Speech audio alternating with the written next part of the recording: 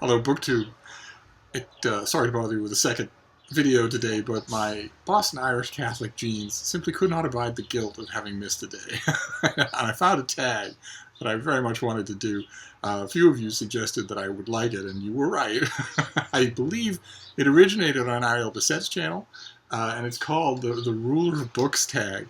The premise is just as simple as that. What would you do if you were the book ruler of the world? And the first question is the most obvious one of them all. Number one, what book would you make everyone read? And of course, there are many obvious candidates. There's the Bible, or the Federalist Papers, or the Oxford Book of English Verse, the Helen Gardner version. But I think the book that I would pick for everyone to read would be Meg.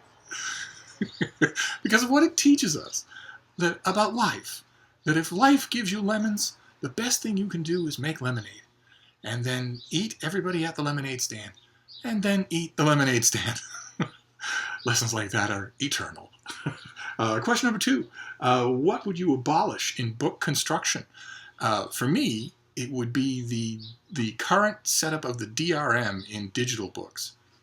The embedded coding that allows them to remain the property of the people who are, allegedly selling them to you. It makes a lie out of places like Amazon that have a big button that says buy now, because you're not buying the book. You're buying the right to license it on your device for a period of time and under the circumstances of which are solely determined by the licensor. Not you. You don't have, despite the fact that you paid for it, you don't have any right to do anything with it other than spectate. You can't move it to another device. You can't sell it. You can't give it away. You can't do any of the things that purchase should give you. So if I were a ruler of books, I would get the people of my kingdom, the tech wizards of my kingdom, hard at work on coming up with a substitute for DRM, something that gives you all of the good things that it does, the protections against piracy, but that also gives you the books that you buy. It's one of the biggest ongoing scams in the book world, and it's also one of the biggest defects that digital books have over printed books. And I'd like that playing field to be a little more level. Question number three. What author would you commission to write any book? And I actually had a variation on this conversation a long, long time ago when some friends of mine and I were getting together, and I said that what I would like to see was the current crop of bloated, misogynist pig male authors who were currently dominating the landscape, the Norman Mailer, John Updike, Philip Roth then at that period. What I would like to have them do, I said back then, was write an example of the kind of literature that they usually disdain. And my answer, I would keep it the same. I would update it so that, for instance, today it would be Jonathan Franzen or Dave Eggers or Jonathan Safran Foer, these ivory tower, artists with capital A people. I would have them go to Berkeley, the publisher, not the campus, and sign up on contract to write a romance novel of the type they disdain, and have it not only meet Berkeley's deadline, but fit Berkeley's guidelines and also please Berkeley's audience. I think that it would give them a very good and perhaps a humbling appreciation for just how hard a task that is, and maybe a little more appreciation for the women who do it every day. So a group of authors. Question number four. What book would you demote to the library basement to make room for new books? I know what the temptation here of this question is, but it's my kingdom, and I get to do what I want. And in my libraries, there would be no book demotion. There would be no basement for banished books. First of all, the entrance to my library would not be guarded, as it is here in Boston, by two seated robed muses. And it would not be guarded, as it is in New York, by two lions. I don't understand that. We read doggedly. We write doggerel. We dog-ear pages. My library would be guarded by dogs. But when you went in, the first floor, the enormous first floor, would be a multitude of open access computers. It would be comfortable seating, big tables, lots of light, and free refills of apples, water, and coffee. And although it wouldn't be restricted to them, I would have word go out to the population of homeless people that tend to congregate around libraries, they were perfectly welcome on that first floor. Second floor of the library, equally huge, gigantic, the size of a college football stadium, would be for college students and high school students. And it would be a place for them to work. The water and the apples would still be free, but nobody else would be allowed. You would need to present a student ID to get in. And the third floor would be for working adults.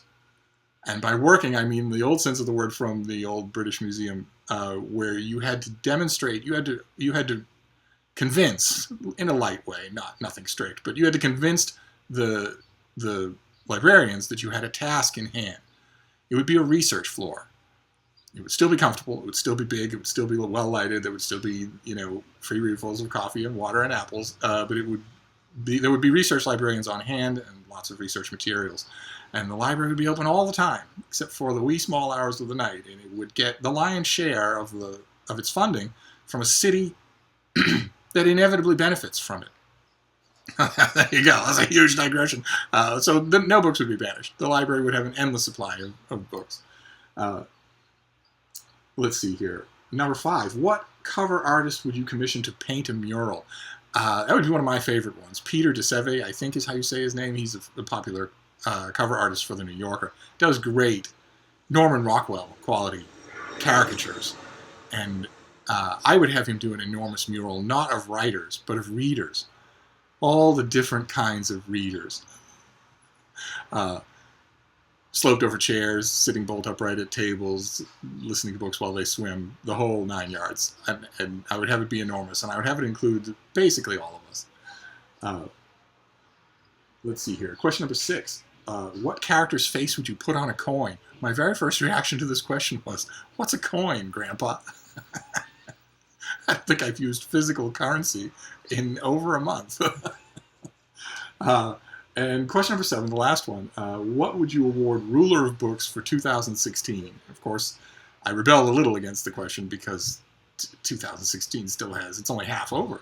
I'm reading books in October now, but even that doesn't include the holiday rush, the gigantic influx of books that will occur, later than October. Who knows what gems are coming and how good they'll be. There's no way to call it totally, but at this point in the year, I can certainly call it, and it's a sad occasion. It's Ingratitude by Jenny Diskey, the brilliant British writer. I don't know if any of you followed her story, but she was diagnosed with a terminal illness and wrote about it in her life and her background and her friendships, including with Doris Lessing, in essays for the London Review of Books. And they were wrenchingly good. And I read them all, and I walked around with them in my head day after day. And then I got the book, and I thought that those essays, having read them, they composed the book, I thought they would prepare me. But they didn't. The book absolutely gut-punched me. She wrote to the end, finished her manuscript, handed it in, and died. And the book just reminds you of that. It's just harrowing. It's possible that 2016 will be able to beat it, but 2016 will have to work pretty hard to do so. And that's it. That is the Ruler of Books tag. It's an old tag. I don't think I need to tag any. I'm pretty sure all of you have done it that want to do it. But it was too much fun for me to pass up. So anyway, that's it. Thank you, Book 2.